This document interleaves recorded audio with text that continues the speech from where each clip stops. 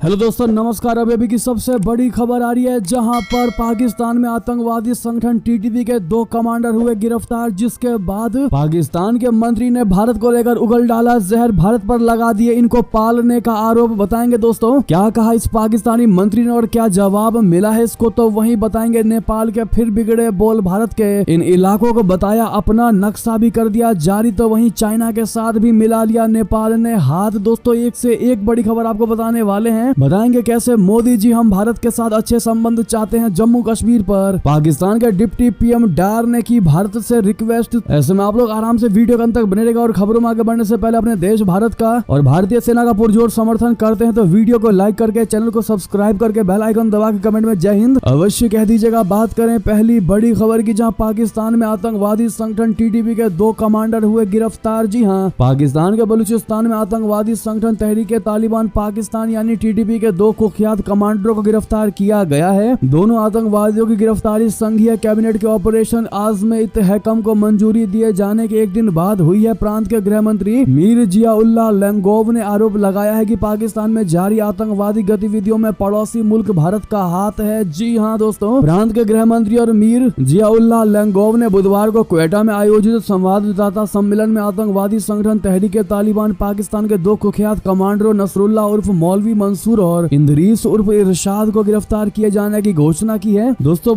बलूचिस्तान के गृह मंत्री जिया-उल्लाह लंगाव ने बुधवार को भारत के खिलाफ ये कहते हुए जमकर जहर उगला और बेबुनियाद आरोप लगाया है कि टीटीपी तथा बलूचों को अकेले भारत की खुफिया एजेंसी रॉ से अकेले पैसा मिल रहा है। जी हां, उन्होंने ये बयान क्वेटा में इन कमांडरों को गिरफ्तार करने के बाद दिया है। उसने कहा कि वैश्विक समुदाय को कोई संदेह नहीं होना चाहिए कि भारत इसके पीछे। अब ऐसे में जिस प्रकार से रॉ पर इसने ये गंभीर आरोप लगाए हैं कि भारत की खुफिया एजेंसी रॉ का हाथ है, रॉ इन आतंकवादियों को फंड मुहैया करा रही है, पैसा मुहैया करा रही है, जो इस प्रकार से बेबुनियाद इसने ये आरोप लगाए हैं। दोस्तों भारत के खिलाफ जहर उगलने की कोशिश की है इस पर, ये कहते हुए इनको शर्म तक नहीं आती, क्योंकि पूरी दुनिया को पता है कि पाकिस्तान एकमात्र ऐसा देश है जिसने पूरे पृथ्वी पर तहलका मचा रखा है। कहीं भी आतंकवादी पकड़ में आते हैं तो उसका ओरिजिन पाकिस्तान ही निकलता है। पूरी दुनिया ये बात अच्छे से जानती है, उसके बावजूद भी भारत पर बेबुनियाद आरोप लगा रहा है ताकि अपने आप को सही साबित कर सके पाकिस्तान। बहरहाल दोस्तों आप लोग क्या जवाब देना चाहेंगे पाकिस्तान के इस मंत्री को, देखते हैं क्या कहते हैं हमारी भारत की प्रिय जनता। तो वहीं आपको बता दें, नेपाल के फिर बिगड़े बोल, भारत के इन इलाकों को बताया अपना नक्शा भी कर दिया जारी। जी हां, नेपाल के नोट पर भारत के कुछ इलाकों को दर्शाने के बाद नेपाल ने फिर वही हरकत किया है। अब नेपाल के प्रधानमंत्री पुष्प कमल दहल प्रचंड ने भारत के क्षेत्रों को अपना बताया है। उन्होंने कहा कि लिम्पियाधुरा, काला पानी और लिपुलेख के पास समेत महाकाली नदी के पूर्व के सभी क्षेत्र नेपाल के हैं। नेपाल की सभा में सांसदों के सवालों का जवाब देते हुए प्रचंड ने यह टिप्पणी की। उन्होंने ये भी कहा कि इस मामले में नेपाल सरकार बिल्कुल स्पष्ट है, बिल्कुल क्लियर है। नेपाली प्रधानमंत्री ने 1816 में नेपाल और ईस्ट इंडिया कंपनी के बीच हुई सुगौली संधि का भी जिक्र किया। उन्होंने कहा ये सभी क्षेत्र नेपाल के हैं। प्रचंड के अनुसार इसको लेकर नेपाल का एक राजनीतिक मैप भी प्रकाशित किया गया है, जिसमें इन क्षेत्रों को शामिल किया गया है। जी हाँ, नेपाल के प्रधानमंत्री ने कहा कि वो प्रधानमंत्री मोदी से मिलकर सीमा विवाद सुलझाएंगे। उन्होंने कहा इसको लेकर भारत यात्रा के दौरान प्रधानमंत्री के साथ बैठकें भी की थी। बैठक के दौरान भारत नेपाल शांति संधि समेत कई और समझौतों को संशोधित करने पर सहमति बनी। उन्होंने प्रधानमंत्री नरेंद्र मोदी से भी मुद्दों का हल निकालने का अनुरोध किया था। इसमें सीमा विवाद से संबंधित मुद्दे भी हैं। प्रचंड ने कहा कि सभी विवाद सुलझाने के लिए भारत के प्रधानमंत्री मोदी ने सकारात्मक प्रतिक्रिया दी है। अब नेपाल ने भारत को एक पत्र भी भेजा है, इसमें भारत नेपाल सीमा से संबंधित 7वीं बैठक करने की बात लिखी है। तो वहीं आपको बता दें, एक तरफ भारत को अकड़ दिखाने की कोशिश में लगा हुआ है नेपाल, तो दूसरी तरफ चीन के साथ उसने हाथ मिलाया है। जी हां, नेपाल और चीन के शीर्ष राजनयिकों ने मंगलवार को द्विपक्षीय संबंधों की समग्रता में समीक्षा की। उन्होंने पंचशील आपसी विश्वास और सद्भावना के सिद्धांतों के आधार पर परस्पर क्षेत्रों के बीच सहयोग बढ़ाने का संकल्प लिया। चीन के उप विदेश मंत्री सन वेईडोंग और नेपाल के विदेश सचिव सेवा लाम साल ने काठमांडू में नेपाल चीन राजनयिक परामर्श तंत्र की 16वीं बैठक के दौरान विस्तार से चर्चा किया है। जी हां, विदेश मंत्रालय ने जारी बयान में कहा कि बैठक के दौरान द्विपक्षीय संबंधों की संपूर्ण आयाम में समीक्षा की गई और समझौतों के क्रियान्वयन में हुई प्रगति और पहले लिए गए फैसलों का आकलन किया गया। यानी कि नेपाल की प्रचंड सरकार ओली के साथ आने के बाद दोस्तों अब चाइना का समर्थित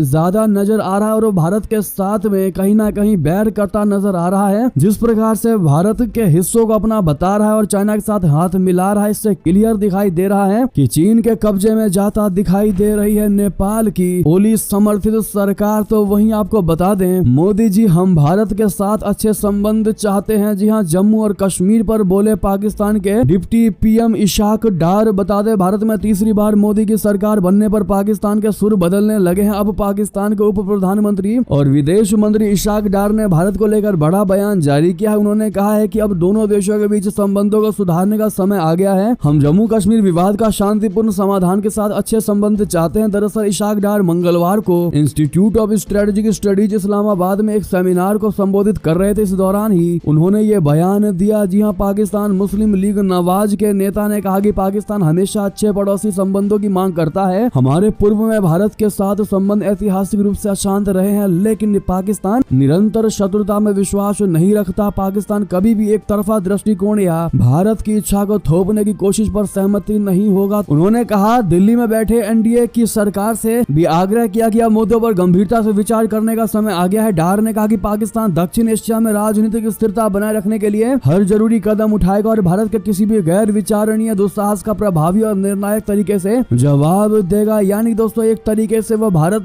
को आश्वासित करने की कोशिश कर रहा है कि दोबारा इन बातों पर गौर करने का समय आ चुका है, रिश्ते बहाल किया जाए। लेकिन क्या पाकिस्तान ने जो भारत को दर्द दिया है दोस्तों, लगातार श्रद्धालुओं पर, हिंदू श्रद्धालुओं पर हमले करवाए हैं, भारतीय सैनिकों की जानें ली हैं, क्या पाकिस्तान उस लायक है कि उससे बातचीत की जा सके? इसका जवाब जरूर दीजिएगा आप लोग। दोस्तों इतना ही नहीं, आपको यह भी बता दें, कश्मीर मुद्दे पर झूठी कहानियां फैलाता है पाकिस्तान। भारत ने यूएनजीए में कहते हुए पाकिस्तान को लगाई फटकार। जी हाँ, संयुक्त राष्ट्र महासभा में एक बार फिर भारत ने कश्मीर मुद्दे पर पाकिस्तान को जमकर लताड़ लगाई है। संयुक्त राष्ट्र में भारत के स्थायी मिशन में मंत्री प्रतीक माथुर ने पाकिस्तान की तरफ से की गई टिप्पणियों पर कहा कि मैं इन टिप्पणियों पर कोई प्रतिक्रिया नहीं दूंगा, क्योंकि इस प्रतिष्ठित संस्था का बहुमूल्य समय मैं बर्बाद नहीं करना चाहता हूं। माथुर ने कहा कि पाकिस्तान हमेशा से अंतर्राष्ट्रीय मंचों का दुरुपयोग करता रहा है, साथ ही कश्मीर मुद्दे पर आधारहीन और भ्रामक कहानियां फैलाता है। प्रतीक माथुर ने संयुक्त राष्ट्र महासभा ऐसी टिप्पणियां तब की जब इस्लामाबाद के राजदूत मुनीर अकरम ने महासभा में कश्मीर का उल्लेख किया। इस दौरान भारत ने स्पष्ट कर दिया कि जम्मू कश्मीर भारत का अभिन्न और अविभाज्य अंग है और हमेशा रहेगा। तो वहीं आपको बता दें, वैष्णो देवी मंदिर दर्शन करने पहुंचे जगत गुरु राम भद्राचार्य ने दिया बड़ा बयान। कहा, जब तक पीओके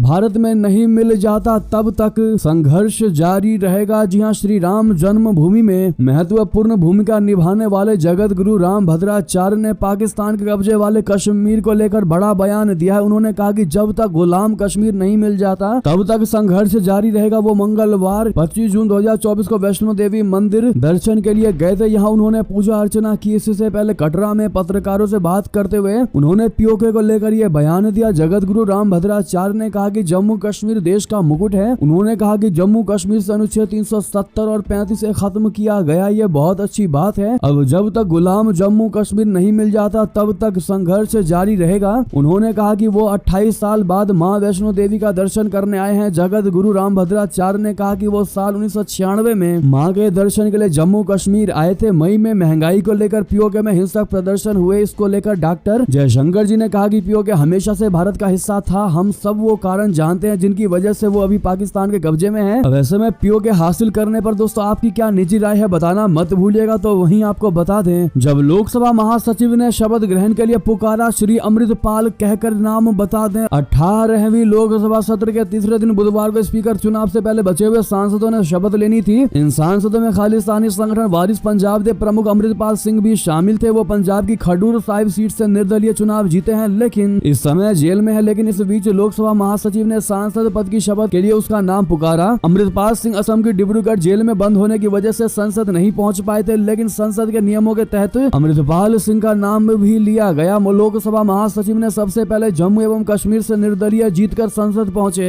अब्दुल रशीद का नाम पुकारा। इसके बाद केरल से कांग्रेस सांसद शशि थरूर का नाम पुकारा। इसके बाद उन्होंने अमृतपाल सिंह का नाम पुकारा। प्रोटेम स्पीकर ने कहा कि पंजाब से श्री अमृतपाल सिंह। जी हाँ, ऐसे में प्रो खालिस्तानी एक्टिविस्ट अमृतपाल सिंह पर आपकी क्या निजी राय होने वाली है दोस्तों? आखिर क्यों वहाँ की जनता ने इनको जिताया? आपकी क्या राय है बताइएगा जरूर। तो वहीं बता दें, भारत खरीदेगा रशिया के छक्के छुड़ाने वाला अमेरिकी मिसाइल। क्या वाकई में ऐसा है? क्या है अमेरिका का एक्सक्लूसिव ऑफर? बता दें, यूक्रेन ने रशिया के खिलाफ अपनी लड़ाई में सबसे ज्यादा जिस हथियार का इस्तेमाल किया है वो है FGM 148 जेवलिन। जी हाँ, जिसने रूसी सेना के छक्के छुड़ाकर रख दिए हैं। कंधे से दागे जाने वाला कवच रोधी इस हथियार के भारत में बनने की संभावना संभावना काफी ज्यादा बढ़ गई है। रिपोर्ट के मुताबिक अगर भारत और अमेरिका के बीच बातचीत कामयाब होती है तो हो सकता है कि FGM-148 जेवलिन मिसाइल का निर्माण भारत में हो। अमेरिकी राष्ट्रीय सुरक्षा सलाहकार जैक सुलिवन ने हाल ही में भारत यात्रा के दौरान दोनों पक्षों ने FGM-148 जेवलिन हथियार के संयुक्त उत्पादन के लिए कई प्रस्तावों पर चर्चा की है, जिसमें भारतीय सेना के लिए javelin anti tank missile system शामिल है। जी हां, अमेरिका के डिफेंस कॉन्ट्रैक्टर रेथियोन और अमेरिकी हथियार कंपनी लॉकहीड मार्टिन ने FGM-148 जेवलिन का निर्माण किया है और 46 पाउंड का यह हथियार कंधे से दागा जा सकता है। और इस हथियार की सबसे बड़ी खासियत यह है कि ये युद्ध के मैदान में किसी भी टैंक या मोबाइल वाहन को भेदने की क्षमता रखता है। जी हां, यह हेलीकॉप्टरों को भी मार गिराने की क्षमता रखता है। भारतीय सेना करीब एक दशक से कंधे से दागे जाने वाले ATGM हथियार की तलाश कर रही है और यदि बातचीत आगे बढ़ती है तो भारत में मैन्युफैक्चरिंग संयंत्र स्थापित करने के लिए एक स्थानीय भागीदार की तलाश की जाएगी। जी हाँ दोस्तों, तो वहीं बता दें, प्रसिद्ध राजनीतिक वैज्ञानिक एसले टोजे का बड़ा दावा कहा 2050 तक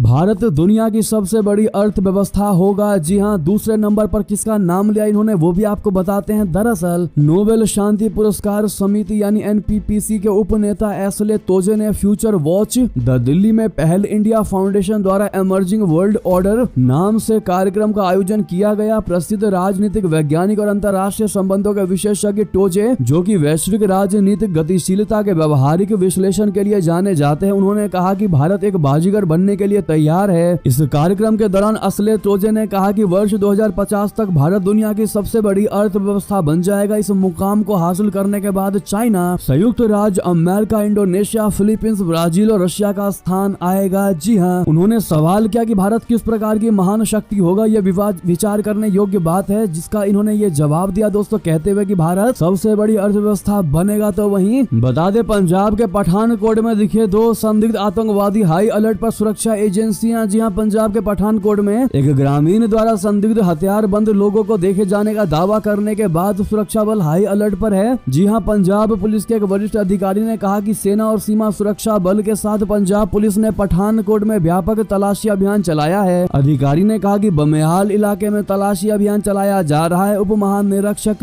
राकेश कौशल ने बताया कि हम पूरी तरह से सतर्क है। उन्होंने बताया कि बमियाल इलाके में पंजाब पुलिस, सीमा सुरक्षा बल और सेना द्वारा संयुक्त अभियान चलाया जा रहा है। सूत्रों के अनुसार पठानकोट के कोट भट्टिया में मंगलवार रात एक ग्रामीण ने पुलिस को 2 हथियारबंद संदिग्धों को देखने की सूचना दी। अधिकारी ने बताया कि पठानकोट और गुरदासपुर जिलों में बस अड्डों और रेलवे स्टेशनों पर भी जांच की जा रही है। गुरदासपुर के दीवाना नगर में साल 2015 में आतंकी हमला हुआ था, जबकि पठानकोट एयरबेस पर 2016 में आतंकियों ने हमला किया था। साथ ही साथ बता दें, यूक्रेन में खास मकसद से अपने सैनिक भेज सकता है अमेरिका, तैयारी में जुटा जो बाइडेन का प्रशासन। जी हाँ, रूस और यूक्रेन के बीच जंग जारी है। अमेरिका की ओर से यूक्रेन को लगातार मदद भी दी जा रही है। अब एक खबर में यह दावा किया गया है कि बाइडेन प्रशासन अमेरिकी सैनिकों को यूक्रेन भेजने का प्लान तैयार कर रहा है। हालांकि इन अमेरिकी सैनिकों को जंग के लिए नहीं भेजा जाएगा, बल्कि इन्हें वहां पर अमेरिकी हथियारों की मरम्मत के नाम पर भेजा जा सकता है। साथ ही इन सैनिकों को खास नाम से संबोधित किया जाएगा। अमेरिका की ओर से युद्धग्रस्त यूक्रेन की मदद के लिए कुछ अमेरिकी सैनिक वहां भेजे जाएंगे। अमेरिकी अखबार CNN की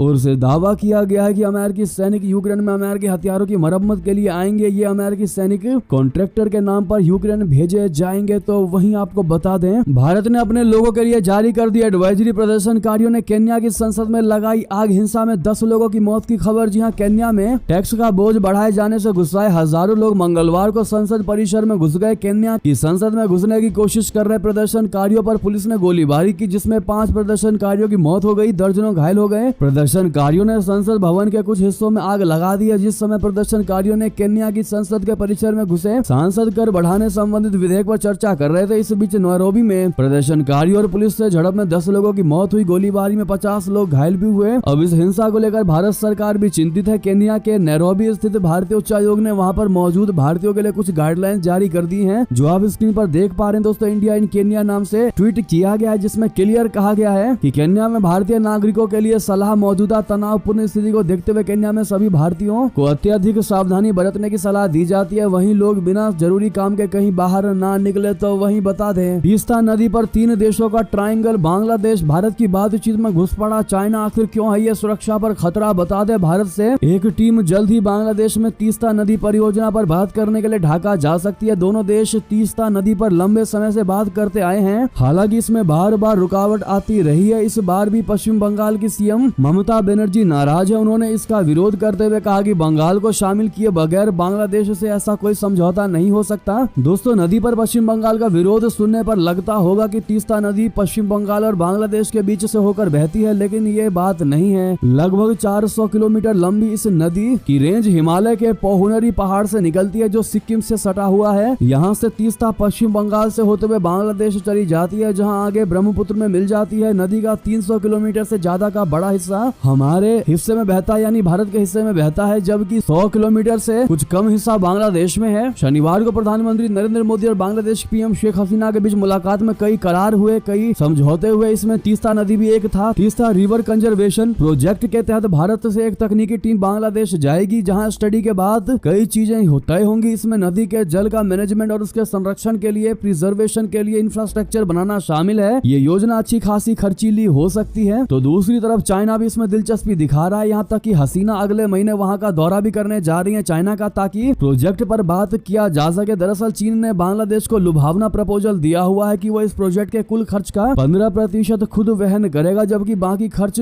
कर्ज होगा। फिलहाल हसीना ने इस पर कुछ भी सीधा कहने से बच रही है कि वो भारत या फिर चाइना में किसको ये प्रस्ताव देंगी और किसे टालेंगी। भारत के लिए ये योजना इसलिए भी अहम है क्योंकि अगर बांग्लादेश बीजिंग को हामी भर दे तो उस देश से सटी भारतीय सीमा पर चीन की मौजूदगी बढ़ जाएगी। जी हाँ दोस्तों, वैसे में ममता बनर्जी भी बीच में टांग अड़ाती नजर आ रही है कि हमसे क्यों नहीं पूछा, वो अलग ही मुंह फुला रही है, लेकिन उनको नहीं पता ये देश नहीं बल्कि इंटरनेशनल लेवल पर बात है। और यहाँ पर जब बात दो बड़े देशों की आ जाती है तो वहाँ पर कुछ ना कुछ बर्दाश्त करना पड़ता है, लेकिन ममता सरकार मानने को तैयार नहीं है। इस पर आपकी राय तो बनती है दोस्तों। तो वहीं ये थे की सारी बड़ी खबरें। आपको हमारी खबर कैसी लगी? आशा करता हूँ अच्छी लगी होगी। थोड़ी भी अच्छी लगी तो वीडियो को लाइक जरूर करिएगा, साथ में सब्सक्राइब करके बेल आइकन दबा के कमेंट में जय हिंद कहना मत भूलिएगा और लगे हाथों शेयर कर दीजिएगा व्हाट्सएप, फेसबुक, ट्विटर पर, ताकि हर किसी को ये जानकारी हासिल हो सके। मिलते अगली बड़ी खबर में। आप सभी का बहुत बहुत धन्यवाद। जय हिंद, जय भारत।